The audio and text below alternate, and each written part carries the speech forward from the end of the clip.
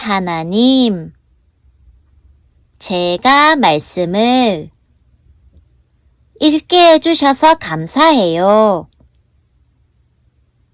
나의 머리로 이해하는 것이 아니라 성령님께서 도와주셔서 하나님의 말씀을 정확하게 깨닫고 힘을 듬뿍 얻게 해주세요. 예수님의 이름으로 기도드립니다. 아멘. 안녕 친구들, 오늘 읽을 말씀은 요한복음 2장 3장이에요. 요한복음 2장은 첫 번째 기적, 갈릴리 가나의 혼인잔치와 성전을 깨끗하게 하신 이야기예요. 그리고 3장은 니고데모와 예수님의 대화 이야기예요. 오늘도 몇 가지 단어를 간단히 알려줄게요. 첫 번째, 포도주.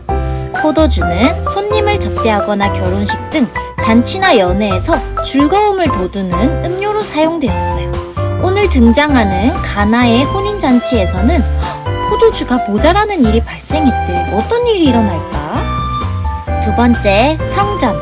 성전은 하나님의 백성들이 하나님 앞에 나아가 예배드리는 공식적인 장소예요. 세 번째, 공의회.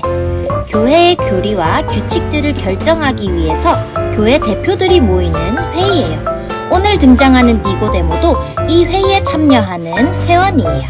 그럼 오늘도 말씀 속으로 출발! 3일째 되던 날에 갈릴리에 있는 가나라는 마을에서 결혼식이 열렸습니다. 예수님의 어머니도 결혼식에 참석하였고 예수님과 그분의 제자들도 결혼식에 초대받았습니다. 포도주가 바닥났을 때 예수님의 어머니가 예수님께 이 집에 포도주가 다 떨어졌구나 라고 말해주었습니다. 예수님께서는 어머니, 왜 저에게 이런 부탁을 하십니까? 저의 때가 아직 오지 않았습니다 라고 대답하셨습니다. 예수님의 어머니는 하인들에게 그분이 시키시는 일은 무엇이든지 하여라 하고 말해두었습니다. 그 집에는 돌로 만든 물 항아리가 6개 있었습니다. 이 항아리는 유대인들이 정결 예식에 사용하는 항아리들이었습니다. 그것은 각각 물 2-3동이를 담을 수 있는 항아리였습니다. 예수님께서 하인들에게 항아리에 물을 채워라 하고 말씀하셨습니다. 하인들은 항아리에 물을 가득 채웠습니다. 그러자 예수님께서는 그들에게 자, 이제 그것을 퍼다가 잔치를 주관하는 사람에게 갖다 주어라 하고 말씀하셨습니다. 하인들은 물을 떠서 잔치를 주관하는 사람에게 갖다 주었습니다. 하인이 떠다 준 물을 잔치를 주관하는 사람이 맛보았을 때 그 물은 포도주가 되어 있었습니다. 그는 그 포도주가 어디서 난 것인지 알지 못하였지만 물을 가져온 하인들은 알고 있었습니다. 잔치를 주관하는 사람은 신랑을 불렀습니다.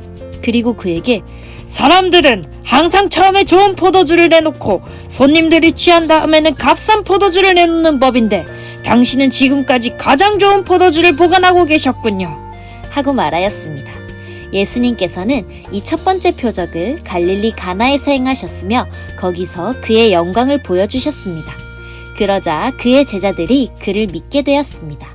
이 일이 있은 후 예수님께서는 그의 어머니와 형제들과 제자들과 함께 가버나움이라는 마을로 가서 며칠 동안 머무르셨습니다.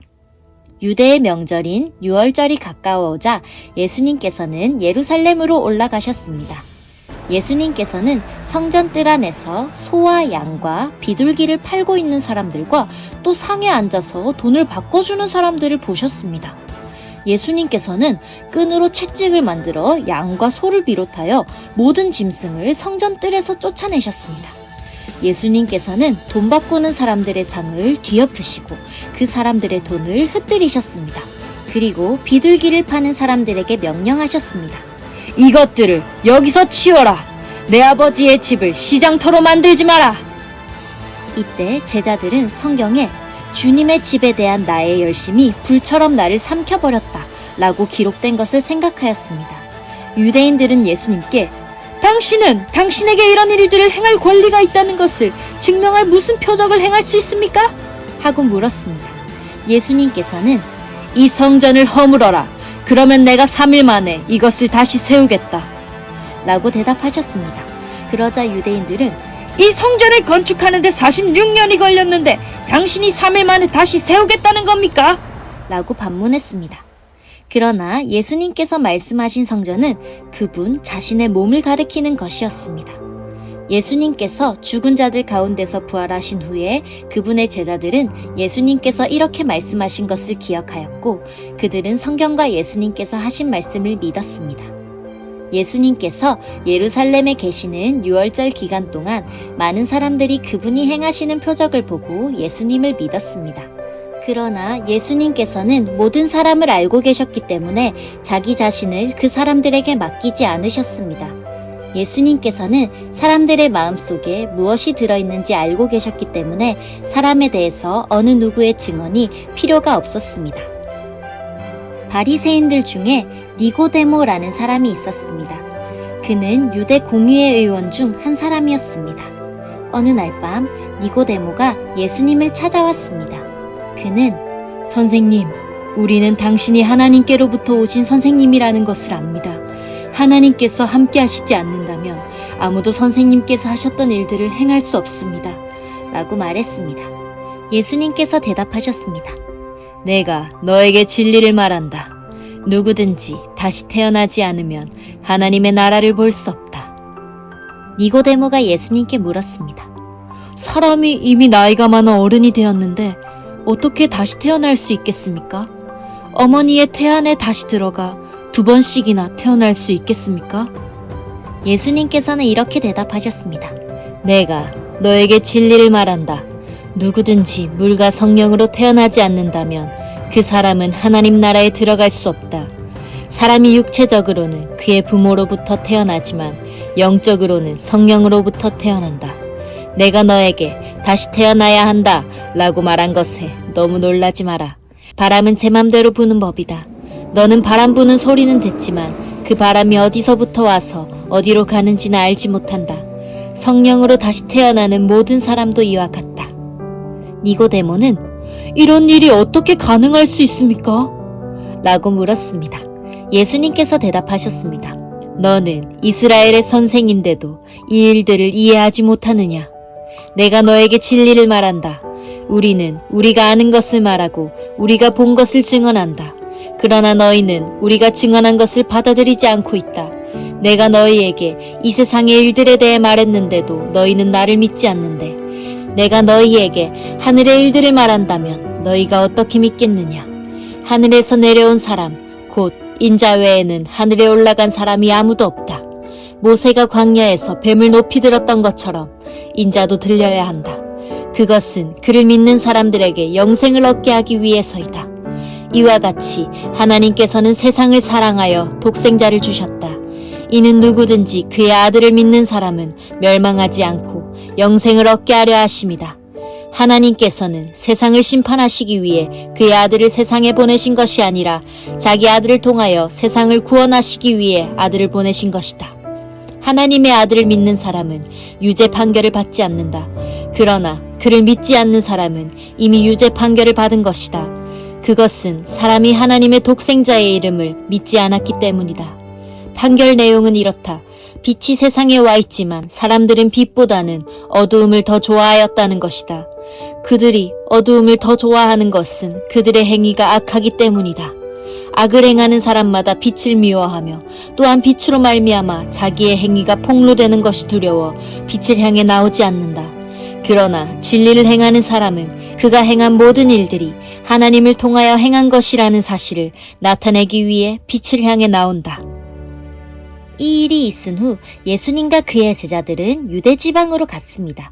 예수님께서는 거기서 그의 제자들과 함께 머무르시면서 사람들에게 세례를 주셨습니다. 세례자 요한도 살렘 근처에 있는 에논에서 세례를 주었습니다. 이는 그곳에 물이 많고 사람들도 계속해서 자기에게 나와왔기 때문입니다. 이때는 요한이 아직 감옥에 갇히기 전이었습니다. 요한의 제자들 중 몇 사람과 유대인 사이에 정결 예법에 대한 논쟁이 벌어졌습니다.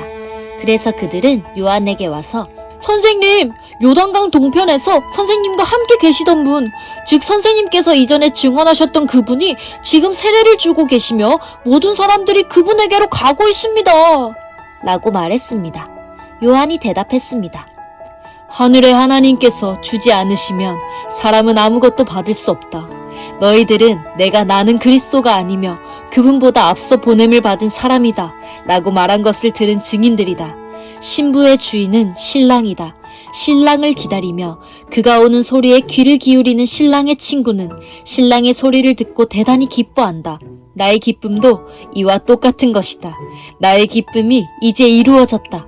그분은 점점 더 위대해질 것이고 나는 점점 더 사람들의 관심에서 멀어지게 될 것이다. 위로부터 오신 분은 모든 것 위에 계신 분이다.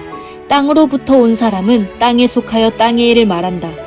그러나 하늘로부터 오신 분은 모든 것 위에 계신 분이다. 그분은 그가 보고 들었던 것을 증언하신다. 그러나 아무도 그분의 증언을 받아들이지 않는다. 그분의 증거를 받아들이는 사람은 하나님이 참되신 분이라는 사실을 인정한다. 하나님께서 보내신 그분은 하나님의 말씀을 전하신다. 하나님께서는 그분에게 성령을 한없이 주셨다. 아버지는 아들을 사랑하셔서 모든 것을 그의 손에 맡기셨다. 아들을 믿는 사람은 영생이 있지만 아들을 거역하는 사람은 생명을 보지 못하고 도리어 그에게 하나님의 진노가 있을 것이다. 짠! 여기까지 2장 3장이 끝났어요. 오늘도 말씀을 잘 들어줘서 고마워요. 우리 친구들 예수님 생각 많이 하면서 오늘도 좋은 하루 되세요. 안녕!